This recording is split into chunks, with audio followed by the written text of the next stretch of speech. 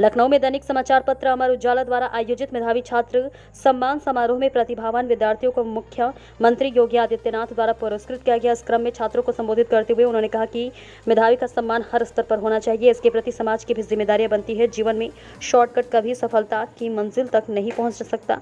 विपक्षी पार्टी पर निशाना साधते हुए उन्होंने कहा कि एक नकल विहीन परीक्षा आज यूपी की एक हकीकत है।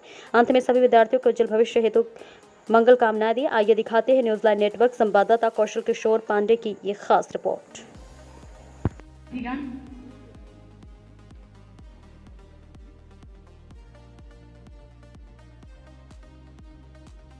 सीतापुर से हाई स्कूल में है हमारी ये प्रांशी सोनी 98.3 की। बस जोरदार तालियां हमारे सभी मेधावियों के लिए। मेडल पहनाकर प्रमाण पत्र सम्मानित किया जा रहा है। यूपी बोर्ड इंटरमीडिएट से हमारे महोबा से हैं शुभ छपरा। शुभ छपरा, आपने 97.8% बैग आपने प्राप्त किए अंक।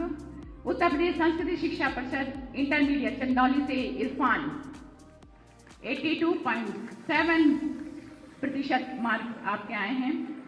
उत्तर प्रदेश संस्कृति शिक्षा परिषद इंटरमीडिएट चंदौली से इरफान। इसके पश्चात सीबीएसई हाई स्कूल मुरादाबाद से कोशा शर्मा। एक बार जोरदार तालियां हमारे सभी मेधावियों के लिए। 99.8%। सीबीएसई इंटरमीडिएट मेरठ से राधिका सिंघल 99.6%। एक बार जोरदार तालियां अभिभावकों के लिए, टीचर्स के लिए, हमारे मेधावियों के लिए। ICSE high school Agra Abhishi Singh 99.8%।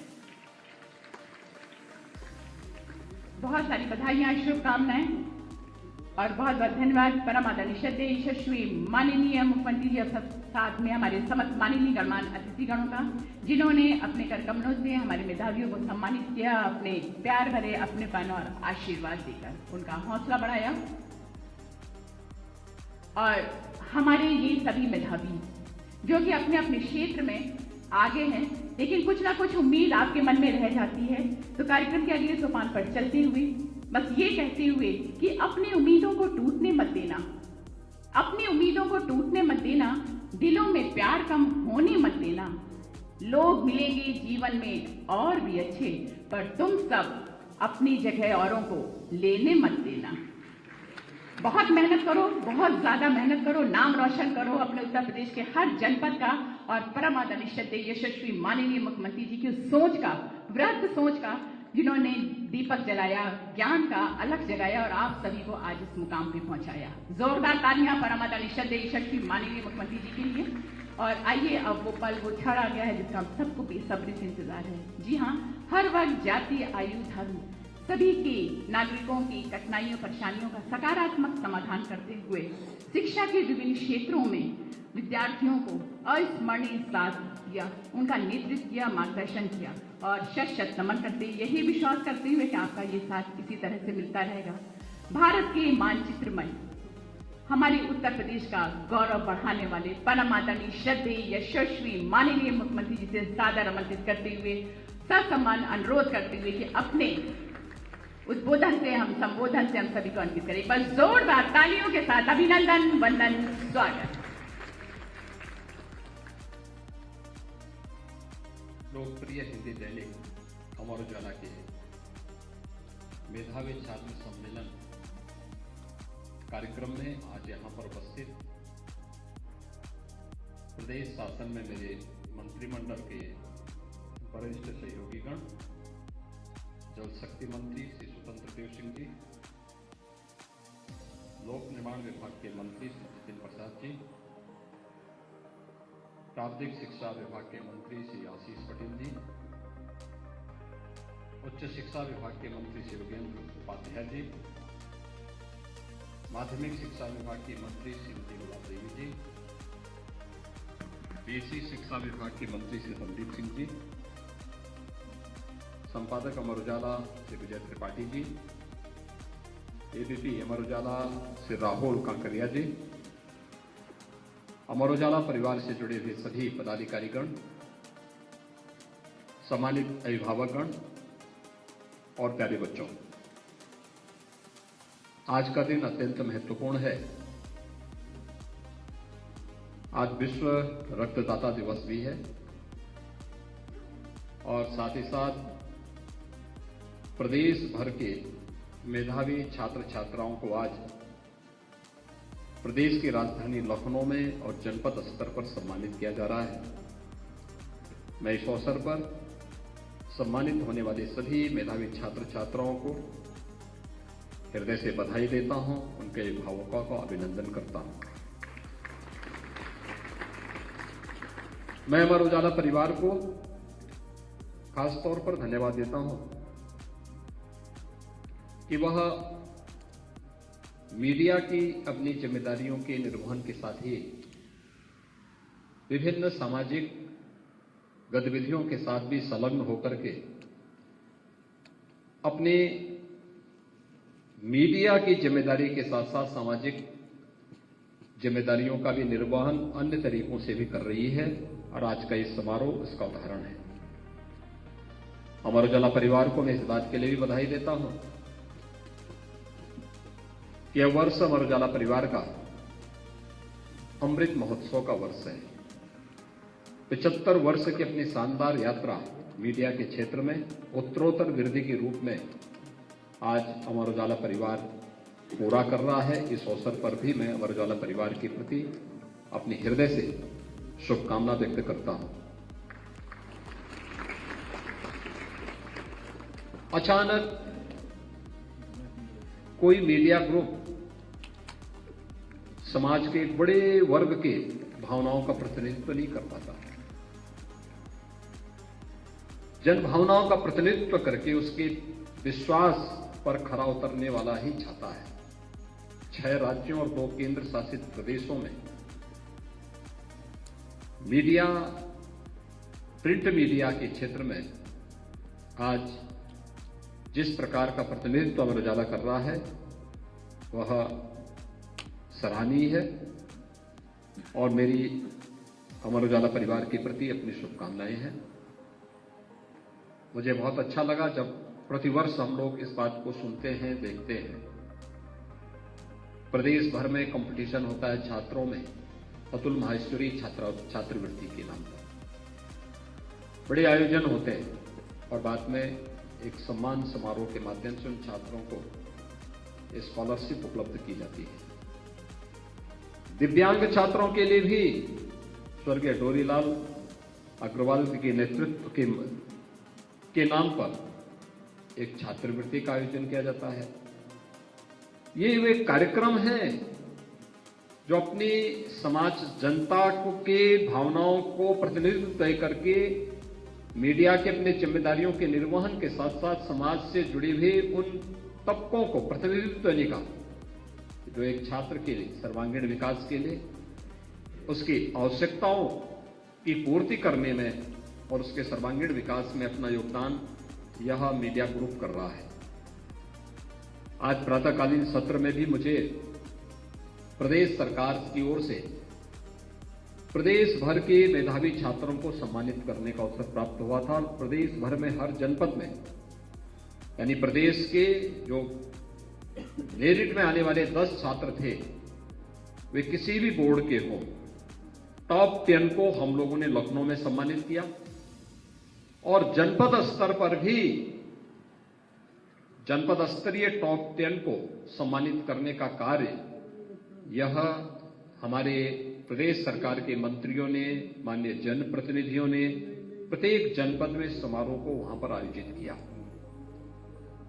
अपनी प्रतिभा को आगे बढ़ने का, प्रोत्साहन का यह एक अवसर होता है और ये प्रोत्साहन का यह अवसर इस समाज की जिम्मेदारी भी बनती है, क्योंकि वह छात्र आज जो मेहनत करेगा, जो परिश्रम करेगा, उसका जो पुरुषार्थ है, यही पुरुषार्थ आने वाले समय में एक अच्छे वैज्ञानिक के रूप में, एक अच्छे प्रशासनिक अधिकारी के रूप में, एक अच्छे चिकित्सक के रूप में, एक अच्छे अभियंता के रूप में, एक अच्छे समाज सेवी के रूप में, एक अच्छे प्रगतिशील किसान के रूप में, जीवन के विभिन्न क्षेत्रों में एक अच्छे शिक्षक के रूप में अलग अलग क्षेत्र में इन लोगों की प्रतिभा हम सबको देखने को मिलेगी और इसलिए अपनी इस प्रतिभा का अभिनंदन हर स्तर पर होना चाहिए।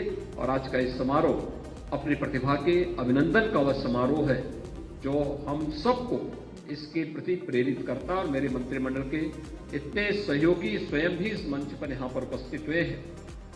यह इस बात का द्योतक है कि अपनी प्रतिभा को प्रोत्साहन करने के लिए एक अभिभावक के रूप में, शासन के मंत्री के रूप में, और आप में से बहुत सारे लोग स्वयं अभिभावक के रूप में यहां पर उपस्थित हुए हैं, जो देश की भावी पीढ़ी को एक नया मंच प्रदान करने के लिए, एक मार्ग दिखाने के लिए स्वयं आज यहां पर उपस्थित हुए हैं। आज यहां पर अमर उजाला परिवार इन मेधावी छात्रों का सम्मान इस सत्र में यहां पर कर रहा है। वास्तव में आपने देखा होगा शिक्षा के क्षेत्र में बहुत सारे परिवर्तन हो रहे हैं और आज हम भी इस बात को देखते हैं। तेजी के साथ दुनिया बदल रही है और उस तेजी के साथ बदलती हुई दुनिया में भारत सबसे तेजी के साथ दुनिया के अंदर छाता हुआ दिखाई दे रहा है। आपने 15 अगस्त 2022 को देश की आजादी के अमृत महोत्सव के कार्यक्रम को संपन्न किया। मुख्य महोत्सव में प्रधानमंत्री जी का मार्गदर्शन पूरे देशवासियों को प्राप्त हुआ। उन्होंने अपने उद्बोधन में बहुत महत्वपूर्ण बातें कही थी देशवासियों के प्रति।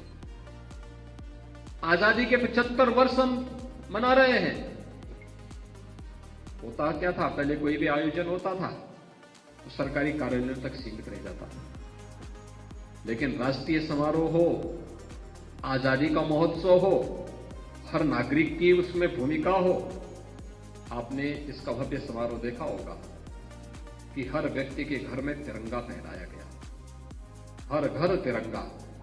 यह भारत के आन मान और शान का प्रतीक था और हर घर में तिरंगा के माध्यम से हम सब ने अपने राष्ट्रीयता के भाव को तिरंगा के माध्यम से देश के सामने प्रस्तुत किया था, दुनिया के सामने प्रस्तुत किया था कि एक भारत के रूप में, श्रेष्ठ भारत के रूप में हम सब की भी भूमिका है, हम अपनी इस भूमिका का निर्वहन करेंगे।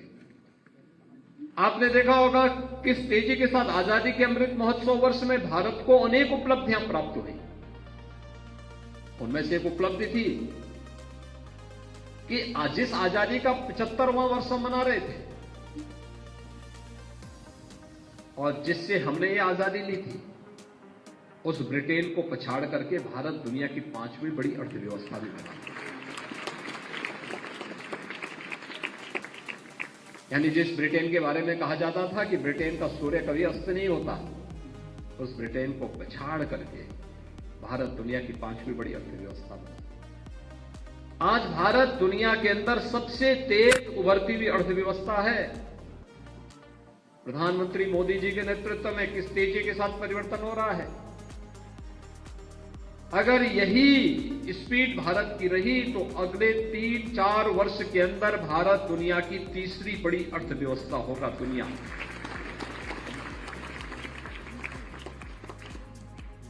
और आजादी के अमृत महोत्सव वर्ष में हर भारतवासी के लिए इससे बड़ी गौरव की बात क्या हो सकती है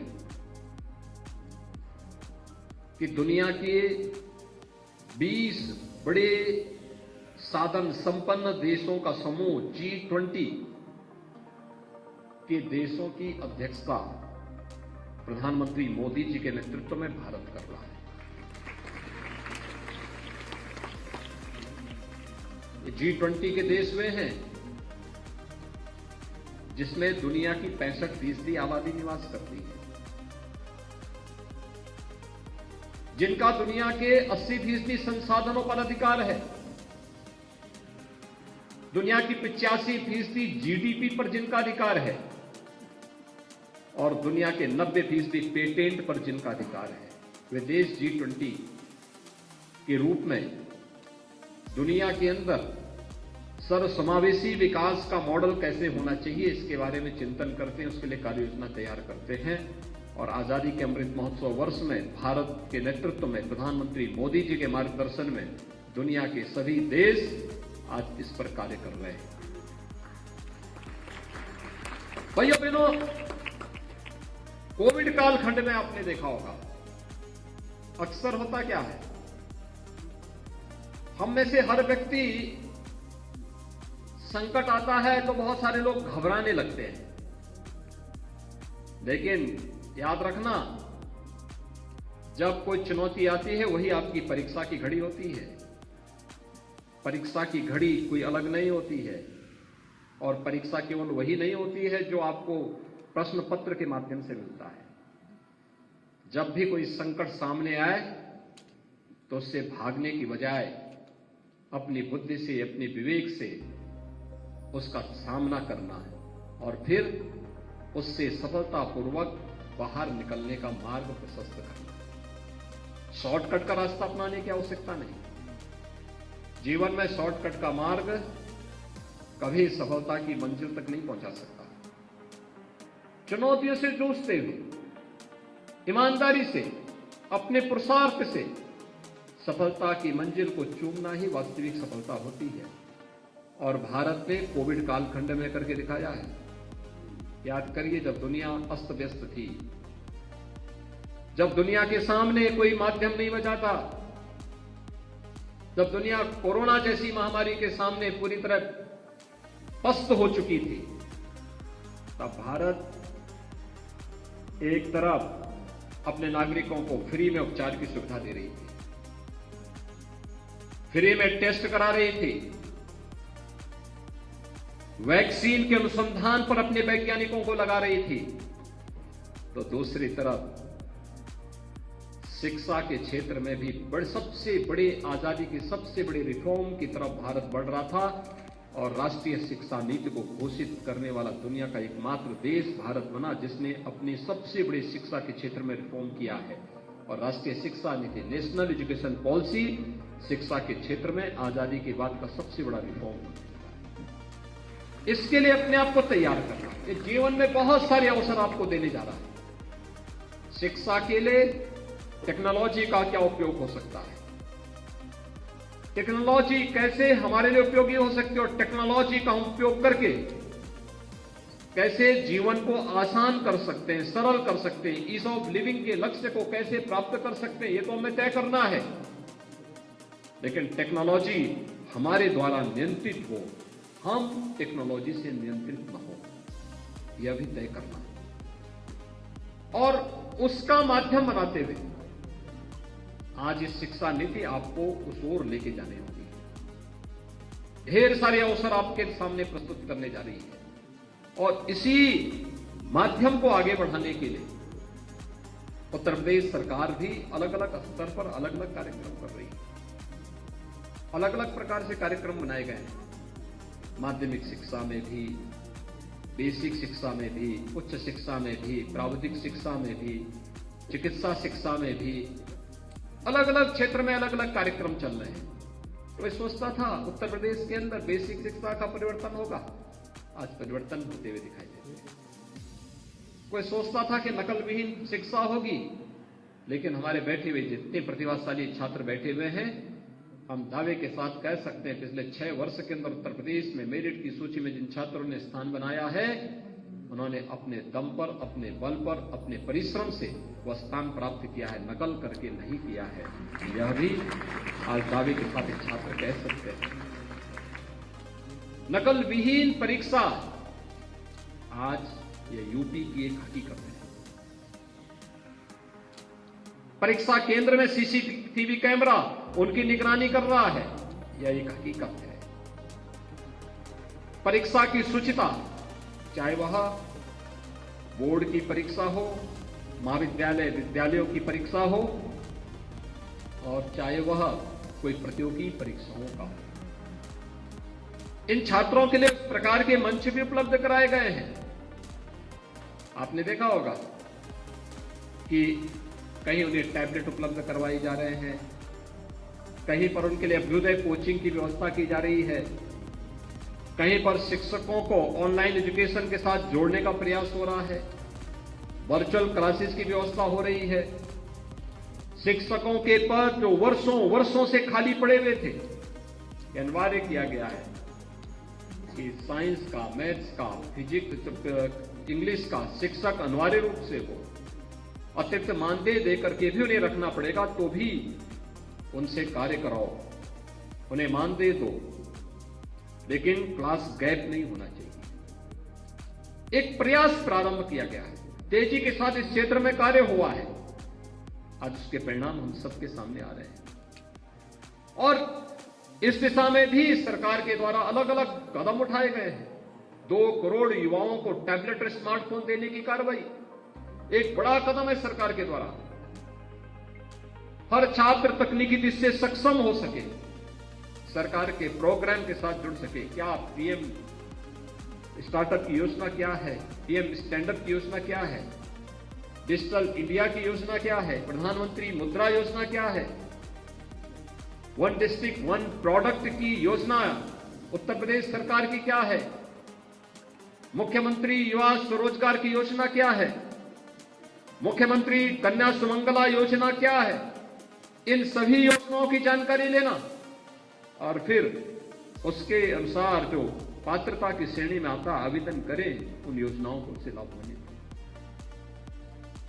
जर्जर पड़ चुके पुराने माध्यमिक कॉलेजेस को, इंटर कॉलेजेस को, उनके पुनरुद्धार का कार्य हो रहा है, नव निर्माण के साथ उसे जोड़ने का कार्य हो रहा है।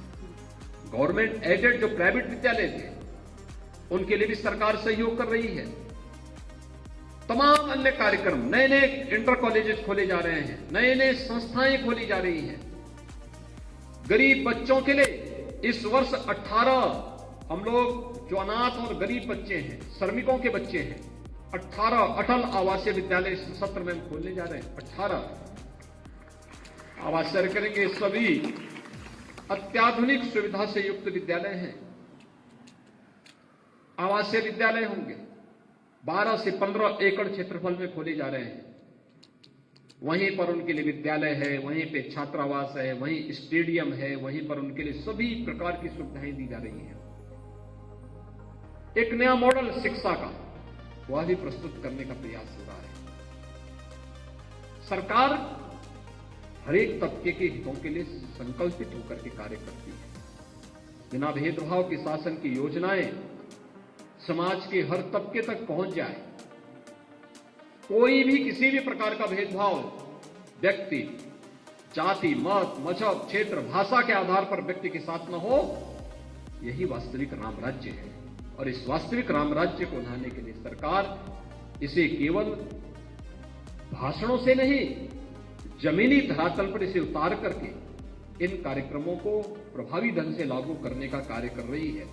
और ये आज उत्तर प्रदेश के अंदर प्रधानमंत्री मोदी जी के मार्गदर्शन में हम प्रभावी ढंग से लागू करने का प्रयास कर रहे हैं। और ये कार्यक्रम और मजबूती के साथ आगे तब बढ़ते हैं जब यहां पर मीडिया ग्रुप हमारे साथ जुड़ते हैं, क्योंकि प्रशासन या कोई संगठन या कोई विभाग जब अपनी बात को कहता है, सीमित लोगों तक वो सीमित रहता है, बहुत होगा विभाग तक सीमित होगा। लेकिन जब मीडिया के माध्यम से वही बात पहुंचती है, लाखों करोड़ों लोगों तक वही बात पहुंच जाती है। एक बात में कार्यक्रम यहां पे हो रहा है, मीडिया उसको प्रदेश भर में पहुंचाने का काम करती है, एक एक नागरिक के घर तक पहुंचाने का काम करती है। हर व्यक्ति उसे देखता है और देखने के बाद फिर उसके अनुरूप अपने आप को भी तैयार करता है। ये कार्यक्रम एक नई गति पकड़ सके, आगे बढ़ सके, छात्र छात्राओं के मन में एक स्वस्थ प्रतिस्पर्धा आगे बढ़ सके, इसके लिए हमें अपने आप को तैयार करना होगा। और मेरी अपील होगी आप सबसे, जीवन में परिश्रम का कोई विकल्प नहीं हो सकता। ईमानदारी के साथ प्रयास करने में कोई गुरेज नहीं होनी चाहिए, किसी भी प्रकार का कोई संकोच नहीं होना चाहिए। दूसरा, अपनी विरासत के प्रति श्रद्धा और सम्मान का भाव भी होना चाहिए। नेशन फर्स्ट के यानी राष्ट्र सर्वोपरि है हमारे लिए, ये हमारा प्राथमिक लक्ष्य होना चाहिए। लेकिन साथ साथ समाज में जहां कहीं कोई विकृति पैदा हो रही है, उस विकृति का समाधान निकले। कोई अगर शिक्षा जगत को या किसी एक क्षेत्र विशेष को गलत मार्ग पर ले जाने का कार्य कर रहा है, उसे किसी प्रकार से कुंठित करना चाहता है, प्रगति में बाधक बनना चाहता है, हमें उसके परिमार्जन के लिए अवश्य मंचों पर आवाज उठानी चाहिए, इस बात को रखनी चाहिए, क्योंकि आज भी हमारे सामने चैलेंज है। जो लोग इस सब के बावजूद भी नकल के अनैतिक और अवैध धंधे के साथ जुड़े हुए हैं, शिक्षा क्षेत्र को अपने व्यक्तिगत स्वार्थ के लिए बंधक बनाना चाहते हैं, उसको अव्यवस्था और भ्रष्टाचार का गढ़ बनाना चाहते हैं, ऐसे तत्वों से निपटने के लिए मीडिया को भी अपनी लेखनी चलाने में संकोच नहीं करना चाहिए, क्योंकि ये हमारी पीढ़ी की भविष्य के साथ खिलवाड़ कर रहे हैं, इस समाज के भविष्य के साथ खिलवाड़ कर रहे हैं, ये राष्ट्र के भविष्य के साथ अंततः खिलवाड़ कर रहे हैं। और हम किसी व्यक्ति, किसी संस्था को इस प्रकार की छूट कतई न दें, कतई भी इनको अराजकता फैलाने की छूट न दें, जिससे अंततः हमारे राष्ट्र का अहित होता हो, हमारे देश की प्रगति जिसके कारण थमती हो, उस प्रकार की छूट कतई हम न दें। इस विश्वास के साथ मैं आज के इस अवसर पर जिन मेधावी छात्रों को आज प्रदेश भर में सम्मानित किया जा रहा है, इन सबको मैं बधाई देता हूं, इनके अभिभावकों का मैं अभिनंदन करता हूं, इनके गुरुजनों और इनके शिक्षण संस्थानों को भी, जिन संस्थाओं में इन्होंने अध्ययन किया, जिन अभिभावकों ने इन्हें इस प्रकार का माहौल दिया, उन सभी वे सभी अभिनंदन के पात्र हैं। लेकिन मेहनत इन छात्रों की है, इसके लिए ये स्वयं भी बधाई के पात्र हैं। लेकिन यह एक सीढ़ी है, यह अंतिम लक्ष्य नहीं है, अंतिम मंजिल नहीं है। हर सीढ़ी पे इस मोमेंटम को बनाए रखना है, इसके लिए परिश्रम के अलावा और कोई विकल्प नहीं है। आपको निरंतर यही प्रयास आगे करते रहना है, बहकना नहीं है। याद रखना, जब शिक्षा के प्रति आपकी भक्ति होगी ना, तो वह आपको अवश्य लक्ष्य तक पहुंचा देगी। लेकिन जब अहंकार में आप अभी से भटक जाएंगे, तो फिर कुछ भी नहीं बचेगा। भक्ति में रावण ने कैलाश पर्वत भी उठा दिया था, लेकिन जब अहंकार आया तो अंगद का पैर भी नहीं उठा पाया था। आपने देखा होगा ना। तो यही होता है भक्ति, शिक्षा के प्रति अटूट निष्ठा आपको महानता के लक्ष्य को प्राप्त करने के लिए आगे बढ़ा देगी। लेकिन जब अहंकार आ जाएगा कि अब तो मेरे 99% आ चुके हैं, 97, 95% आ चुके हैं, अब मुझे पढ़ने की आवश्यकता नहीं, तो मान के चलिए कि अब थान नहीं, नीचे की तरफ अपना रास्ता निकाल देंगे। वह नहीं करना है, निरंतर प्रयास, हर दिन कुछ नया मिलेगा, एक नई मंजिल की तरफ आगे बढ़ने का मार्ग मिलेगा, और उस नई मंजिल की तरफ आगे बढ़ना है। इस विश्वास के साथ आप सबके प्रति आप अपनी शुभकामनाएं देता हूं। धन्यवाद। जय हिंद। बहुत बहुत धन्यवाद। एक बार जोरदार तालियों के साथ पुनः अभिनंदन करते हैं। स्वागत अपने आशीर्वाद भरे बोधन से सभी को आगे करेंगे। परमात्मा की शक्ति यशस्वी माननीय हमारे दी बहुत बहुत बहुत अच्छी बातें बताई हमारे सारे विद्यार्थियों को, जिस तरह से कि आत्मनिष्ठा, मेहनत और सबसे बड़ी बात कि हम अगर प्रयास करें तो आगे बढ़ सकते हैं। तो आइए परमात्मा की शक्ति यशस्वी माननीय मुख्यमंत्री जी की उन सभी बातों को हम अमल करेंगे और आगे बढ़ेंगे। एक बार जोरदार तालियां। और हमारे कार्यक्रम के उस आगे सोपान पर धन्यवाद ज्ञापन हेतु सादर आमंत्रित करते हुए एबीपी अमर उजाला श्री राहुल काकड़िया। एक बार जोरदार तालियों के